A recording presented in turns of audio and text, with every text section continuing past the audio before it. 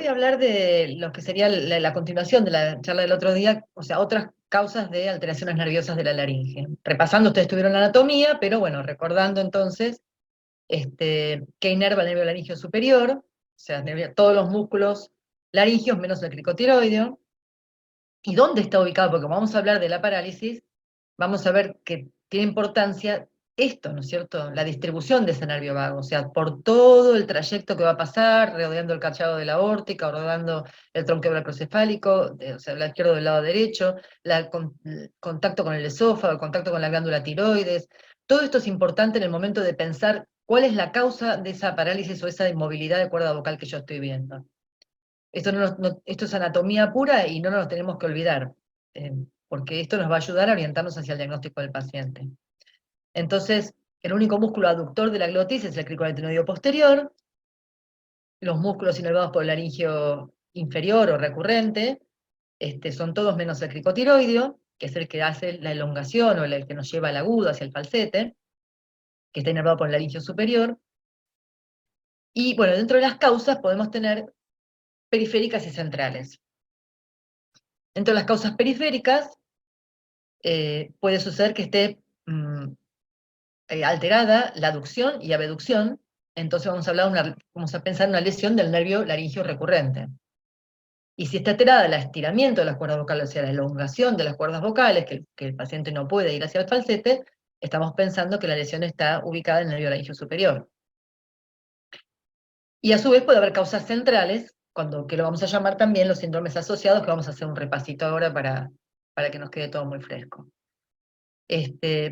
¿Qué causas podemos tener de parálisis periférica? Entonces, recordando esa imagen que vimos recién, toda lesión en todo ese largo de ese recorrido de ese nervio, ya sea una lesión traumática, como puede ser una lesión por una herida de bala o por un cuchillo o una lesión iatrogénica, lesiones idiopáticas, como por ejemplo las virales, vimos muchas post-COVID, post-vacunación de COVID, pero esto no es nuevo, o sea, siempre estuvo la lesión viral del nervio, que es aquel paciente que refiere que después de un catarro o cualquier situación de infección viral, queda con la disfonía y eso no se le va. Síndromes paraneoplásicos pueden lesionar entonces el nervio. A nivel del cuello, bueno, quirúrgicas como tiroidectomía, o sea, la tiroidectomía es la causa más frecuente de parálisis de cuerda vocal, o sea, la iatrogénica post-tiroidectomía. Y esto está en relación directa con la experiencia del cirujano, lamentamos decir. Cirugías del esófago, cirugías de carótida, cirugías de la columna cervical, lesiones en el mediastino, como pueden ser tumores primarios del mediastino, cirugías del pulmón, cirugías del corazón, infecciones como tuberculosis, miastinitis, o sea, fíjense todo lo que tenemos que pensar cuando un paciente concurre con una parálisis de cuerda vocal. Cardíacas también. O sea, una vez un cardiólogo le dijo a un paciente, no puede ser, no existe ninguna relación entre la cuerda vocal y el corazón. Bueno, pero sí existe, el nervio recurrente. Y causas centrales, como pueden ser los traumatismos, tumores, o sea, vemos estas lesiones cuando hay varias lesiones de pares bajos post cirugía de tumores del ángulo pontocerebeloso, enfermedades neurodegenerativas, abscesos, encefalitis, Guillain-Barré. En la sífilis se describía el síndrome de Gerhardt, que era la parálisis bilateral o secundaria a una sífilis terciaria, y post-ACV.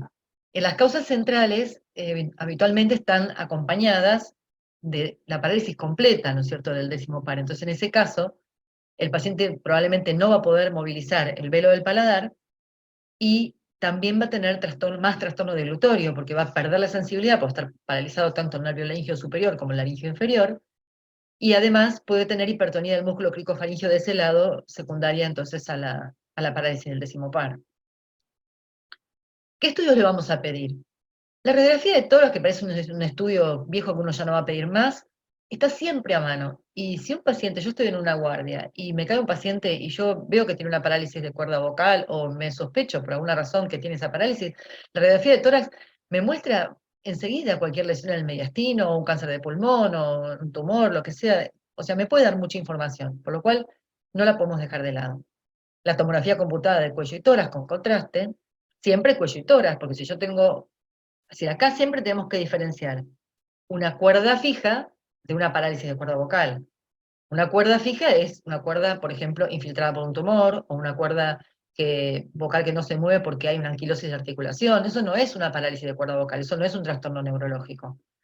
Siempre hablamos de inmovilidad de cuerda, porque en realidad yo para decir que tiene una parálisis de cuerda vocal debería hacer una electromiografía, porque eso es un diagnóstico por electromiografía.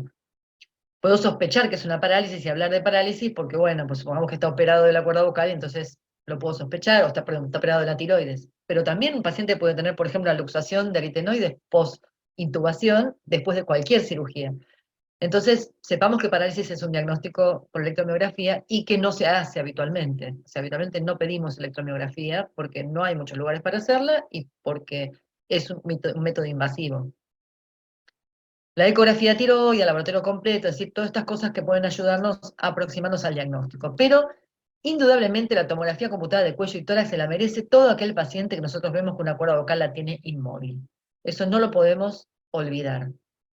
Y si hace mucho que la tiene inmóvil y nunca le piden la tomografía, se la tengo que pedir igual, porque muchas veces estos diagnósticos quedan sumergidos en la ignorancia de la primera persona que lo atendió y después pasa. Entonces siempre revisar y tener en cuenta que esa tomografía esté pedida.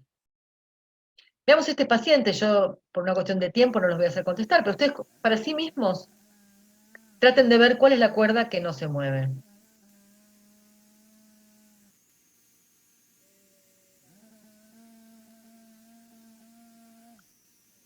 Porque a veces no es tan fácil darse cuenta. Siempre tenemos que ver la separación. La separación de la cuerda vocal es la que nos va a decir cuál es la cuerda que está paralizada. No el cierre, porque el interaritenoide muchas veces, como es un músculo inervado bilateralmente, está presente. Entonces en la contracción lo vemos que se contrae. Y decimos, ah, no, pero se está moviendo la cuerda izquierda. Y en realidad no se está moviendo porque no se separa, fíjense, no se separa. ¿Se contrae un poquito? Sí. No, no se separa. Está paralizada, o sea, por lo menos está inmóvil. Veamos este otro paciente. Y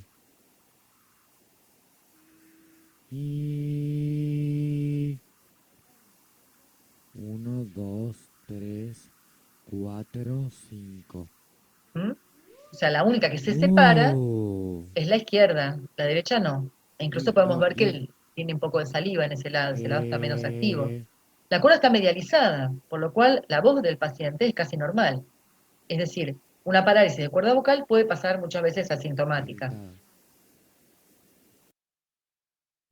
Muchas veces se describe, o una cosa que se describe es el twist de la parte posterior de la laringe. Miren acá, como este seno piriforme está para acá y este para acá. O sea, como que está girado para allá. Y ahora vamos a ver eso cómo es la movilización. Esto se ve más en las parálisis del décimo par que cuando es el recurrente solo. Esa es la separación, lo otro era el cierre. La voz malísima. Fíjense cómo hay una torsión de la parte posterior. Como si cabalgara uno sobre el otro.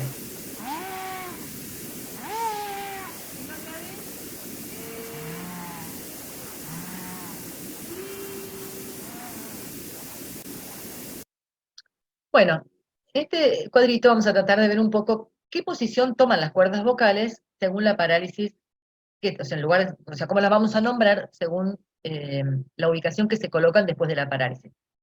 Esto que podría ser, que uno dice, bueno, no, si siempre se paralizan, no, no, pueden paralizarse en aducción o en abducción. Y eso a priori no se puede saber. Y muchas veces se paralizan, supongamos, en abducción y después medializan. Por eso es que, porque estos son reinervaciones que se van produciendo en el correr del tiempo y además, bueno, según a lo mejor la lesión no es completa, en fin, pero la realidad es que uno no puede predecir dónde va a quedar la cuerda vocal. Por eso los primeros 6 meses en que uno piensa que puede, de alguna manera, si hubo alguna lesión del nervio con capacidad de regenerar, puede regenerar, o incluso la cuerda vocal puede cambiar de posición en ese tiempo, y bueno, es por eso que no hacemos cosas definitivas hasta esperar por lo menos los 6 meses. Entonces, supongamos que un paciente tiene una parálisis unilateral en aducción, cuando fona, las dos cuerdas vocales van a estar en la línea media, ¿no es cierto? No sé si me entienden, o sea, esta es una cuerda vocal, esta es la otra, imagínenselo. O sea, fona, y esta cuerda vocal está perfectamente mira, y cuando inspira, la cuerda vocal se separa, ¿no es cierto? Entonces, es lo que le decía recién, una parálisis unilateral en aducción puede ser asintomática, porque el paciente fona y toca con la otra cuerda vocal.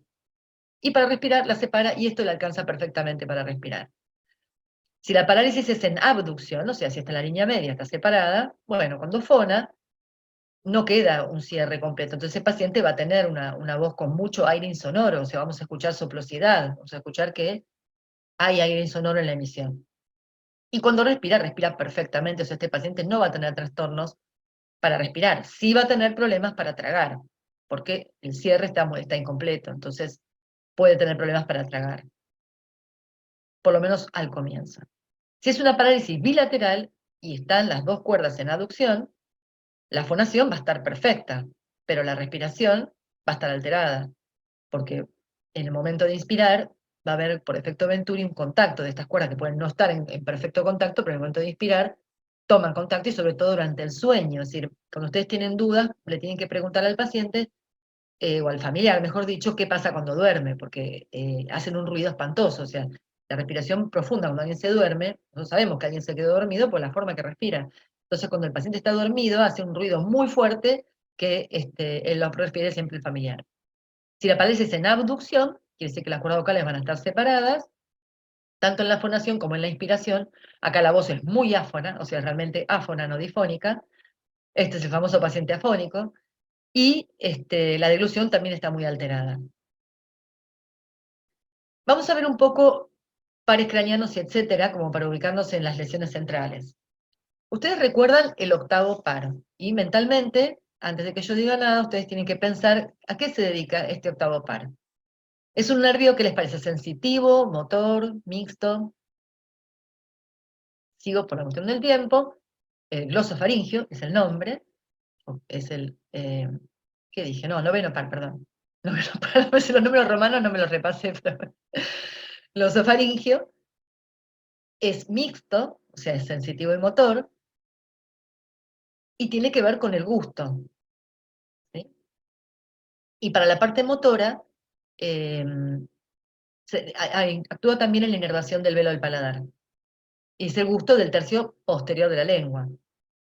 El décimo par, que es el que estábamos hablando recién, que es el nervio vago, es también mixto, porque hablábamos del nervio laringio superior, que es sensitivo, y del laringio inferior, que es motor, y también tiene el parasimpático, que no nos tenemos que olvidar. El 11 par es el espinal, es un nervio motor, pura y exclusivamente, y el 12 par, recuerdan, es el hipogloso mayor, que también es un nervio motor. ¿Y el síndrome de Klauer-Horner qué es? Tiene miosis, enoftalmia y tosis palpebral, y corresponde entonces a la lesión del simpático cervical. ¿Cómo evaluamos el octavo, no estoy mal, el noveno par?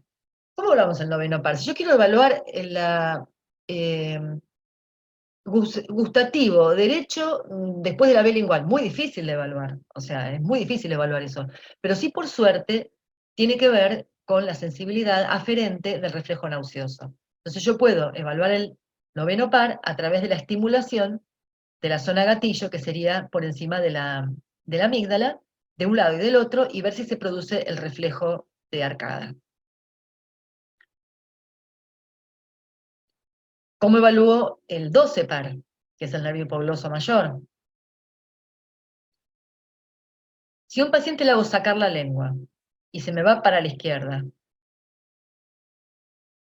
¿qué tiene? ¿Una parálisis del 12 derecha o del 12 izquierda? Acá el typing ayuda un poco, ¿no? La parálisis es izquierda porque este nervio, esta parte está inervada, entonces está actuando y está empujando la lengua para este lado, y esta parte no, esta parte está inhibida, entonces no se mueve. Entonces la lengua sale para el lado enfermo. En vez, en la anterior, si yo tengo una lesión, supongamos, vamos a esta.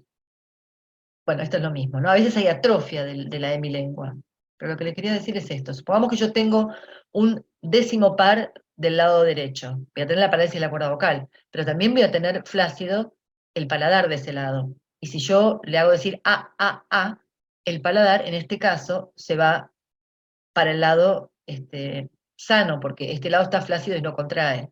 ¿Sí? Bueno. Estos son los síndromes asociados. Está el síndrome de Bernet, que corresponde al 9, 10 y 11, que es el agujero rasgado posterior. El síndrome de Koletzikar, que es el 9, 10, 11 y 12, que corresponde también al rasgado posterior y condilio anterior. Y el síndrome de Villaret, que corresponde a los 4 pares craneanos más el clavo Bernard Horn. Esto es como para tenerlo en cuenta porque esto es, si un paciente tiene esto, es anatomía pura. Yo sé dónde tengo que ir a buscar la lesión, porque es ahí donde se juntan estos nervios.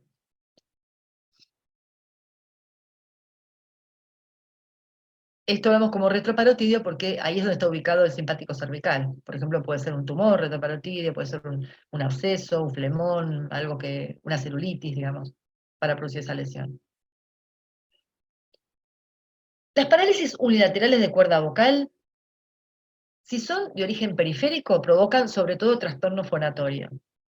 Y transitoriamente pueden provocar problemas de deglución si están en abducción, pero generalmente se compensan fáciles. En vez las centrales, como les decía recién, que están entre el 5 al 10%, dentro de las parálisis unilaterales, provoca más trastorno deglutorio, porque además de la falla de acero gótico tenemos insensibilidad de semilaringe y falla en la relajación del músculo cricofaringeo. Y dentro de lo fonatorio se pueden acompañar de hipernasalidad por la parálisis del velo del paladar. Vamos entonces al tratamiento. Si yo quiero mejorar la adducción, se llama medialización. Eso quiere decir, quiero mejorar el contacto entre las cuerdas vocales en el momento de fonar. El tratamiento de siempre de elección es foniatría, es el primer tratamiento que le vamos a indicar a este paciente, para que aprenda a usar todos los recursos de las cosas que tiene. Y muchos de estos pacientes logran una buena voz que se mantiene en el tiempo. Pero de todas maneras, es muy bueno para la fonoaudióloga y para el paciente que nosotros lo ayudemos con una medialización con esta parálisis en abducción. Como dijimos antes, de entrada no podemos colocar un material permanente, pero sí un material reabsorbible, como por ejemplo el ácido hialurónico.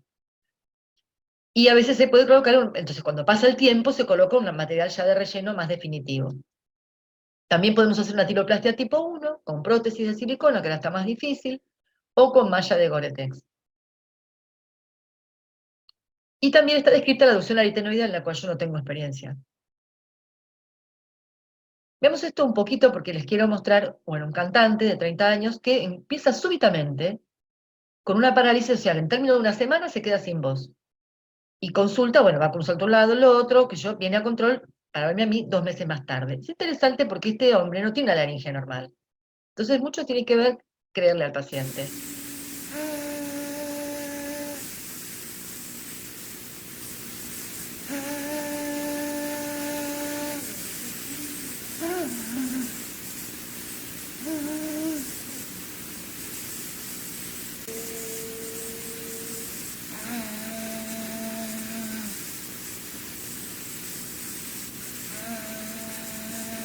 Descubrir una cuerda vocal parética es más difícil todavía que descubrir una paralizada, pero que las hay, las hay. Entonces traten de ver a ver cuál les parece a ustedes, que es la cuerda vocal, que tiene menos onda mucosa, que se mueve menos. No es fácil, ¿eh?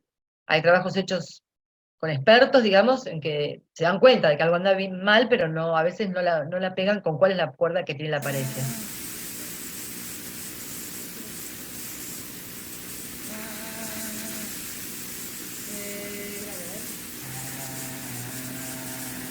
A veces uno va al grave, al agudo, en este caso no ayuda porque cierra muy mal.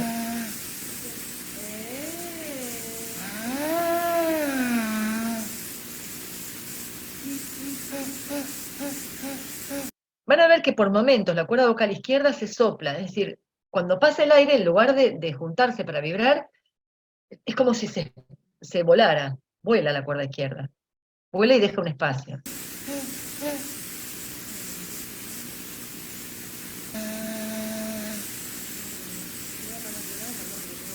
Girar la cabeza para un lado, para el otro, tratar de ver, porque no es fácil. Miren ahí. Además tiene varias lesiones, tiene surco cordal, tiene un engrosamiento en la parte anterior, ¿no? Dice, ¿ven ahí ese engrosamiento? Y uno con una cicatriz en la mitad de la cuerda, una alteración estructural con vasculodigenesia. Es decir, este cantaba.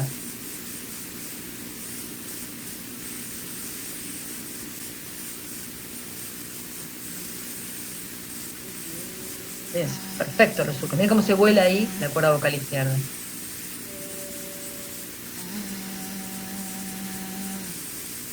Parece hasta que tiene más Martes, onda mucosa. miércoles, jueves, viernes, sábado, domingo.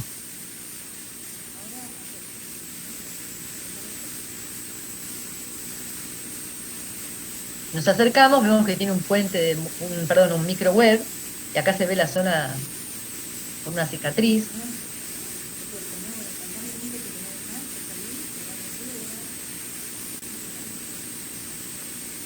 Bueno, empieza foniatría, con un diagnóstico de probable paresia de cuerda vocal izquierda. A los 2 meses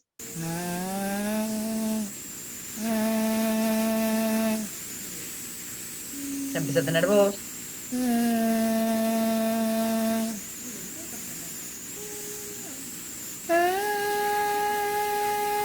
Todavía no podía cantar, pero...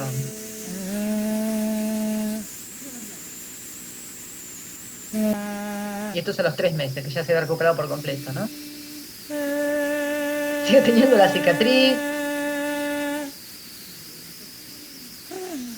Miren la lesión esa ahí.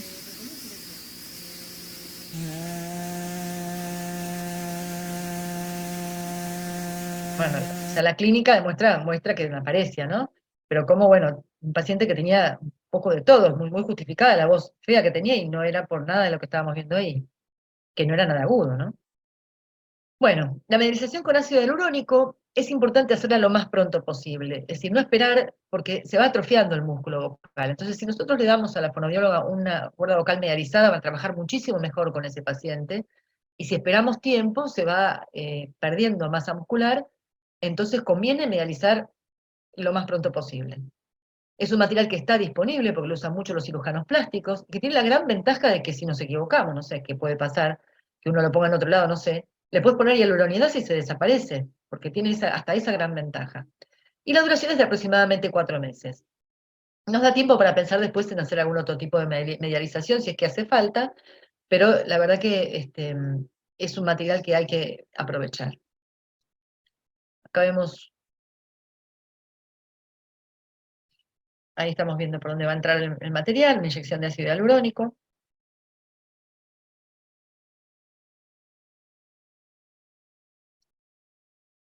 La inyección en la cuerda vocal, con visión de giroscopio. Vemos cómo empieza a aumentar la cuerda vocal afectada.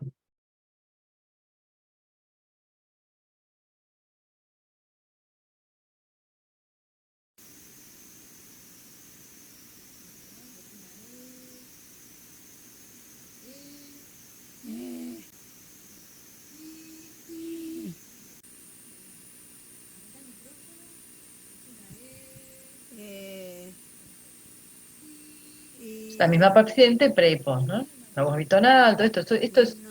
Esta paciente recuperó la movilidad y no se dio cuenta, o sea, ni ella ni yo, mira, cuando vino a control tenía la cuerda vocal que se movía, o sea, que no causa ningún problema si la paciente recupera la cuerda vocal. La medialización con grasa tiene la gran ventaja de ser un material autólogo, de no dejar cicatriz, pero depende mucho de la técnica de extracción y de inyección. Si yo voy a sacarlo con una aguja de plástica y le voy a inyectar un montón de... Mamá, estoy en clase, ¿te acordás?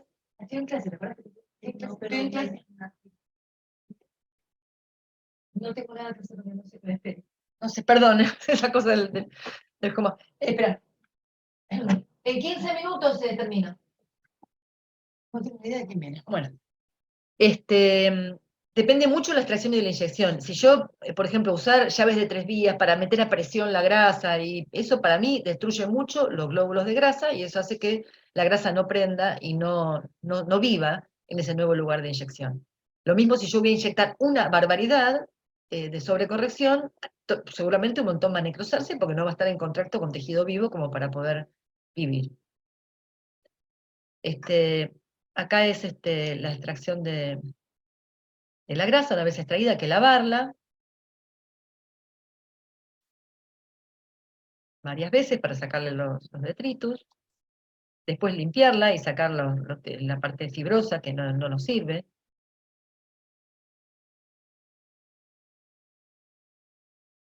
Y después cuando la grasa ya está preparada, la podemos absorber perfectamente con una jeringa de 1 centímetro. Entonces eso sabemos que en el momento de la inyección, si la podemos absorber bien, quiere decir que está bien preparada y va a fluir perfecto por la aguja en el momento de la inyección. Yo no uso agujas, o sea, jeringas de presión. Uso directamente la jeringa de uno y pasa perfectamente el fluido. Bueno, caemos una inyección de grasa. Siempre vamos a ir al espacio paraglótico, o sea, no vamos a ir al músculo vocal, sino vamos a ir al espacio paraglótico para que la cuerda vocal se medialice. Entonces, podemos elegir 1 o 2 puntos de inyección, dependiendo de la característica de la ubicación de la cuerda vocal y del problema del paciente. Y siempre, entonces, en diagonal al músculo vocal para que el músculo vocal venga hacia adelante. Yo, habitualmente, porque he leído, porque es lo que más recomiendo, y la verdad que me da muy buen resultado, inyecto siempre las 2 cuerdas vocales. Inyecto en la paralizada por 1 centímetro y en la contralateral medio centímetro, porque si no queda una muy alta y la otra mucho más baja. Entonces, para que estén parejas, le inyecto a las 2.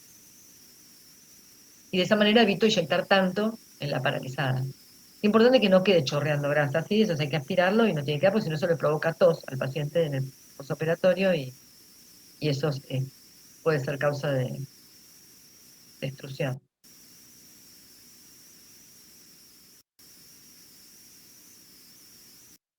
Otro punto de inyección. Y tienes como que contactar un poquito en la línea media para saber que después la voz va a ser buena. Bueno, esta es una mujer con historia de 1 año de evolución de disfonía postviral en tratamiento foniátrico sin ningún resultado. Fíjense, otra aparece.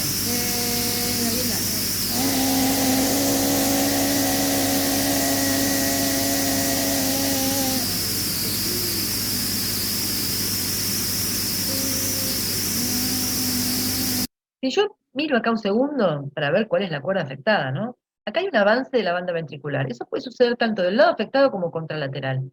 Lo que sí se ve muy grande el ventrículo de este lado. Y van a ver también la misma característica de antes de que se sopla.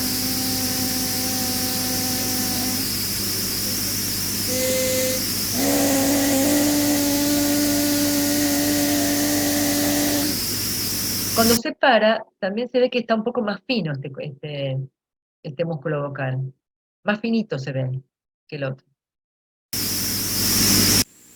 7 días posoperatorio, hace una reacción, por supuesto, el cuerpo a la grasa, que es aquí se ve más gordo, todo amarillo, que es como la grasita amarilla.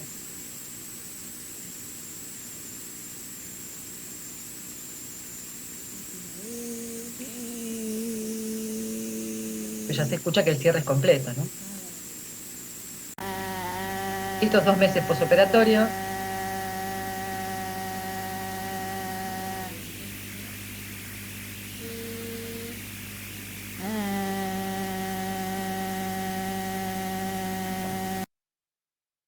Tenemos otra inyección de grasa.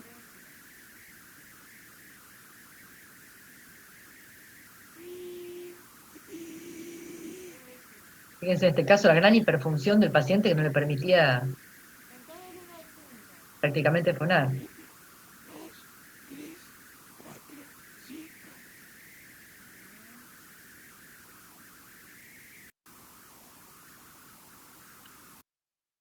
El día 28 de abril.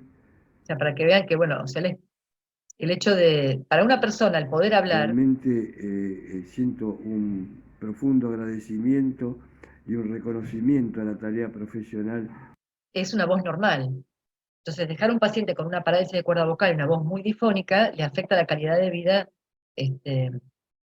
muchísimo. es esto de ir llevando la grasa, lo podemos con el paciente despierto, vamos llevando la grasa, digo, la lámina de Gore-Tex, bien hacia atrás para poder de alguna manera trabajar también sobre la medialización del aritenoides y de la parte posterior del agua. Para mí, para la parte posterior, la colocación de Gore-Tex es más efectiva que la grasa. Bueno, y para la disfagia tenemos la posibilidad de poner toxina botulínica, tanto en las glándulas salivales como en el músculo cricofaríngeo. Esto es la aplicación en el músculo cricofaríngeo de toxina botulínica, que se aplica, entonces, esto es la sonda nasogástrica, acá está la laringe, se aplica en el músculo cricofaríngeo, que se nota que es un área dura, digamos, porque está hipertónico justamente. Y para mejorar la respiración, tenemos entonces la resección del tercio posterior de cuerdas, la aritenopexia y la separación cordal, que eso sobre todo en niños. Bueno, muchas gracias por su atención, terminado en tiempo y forma.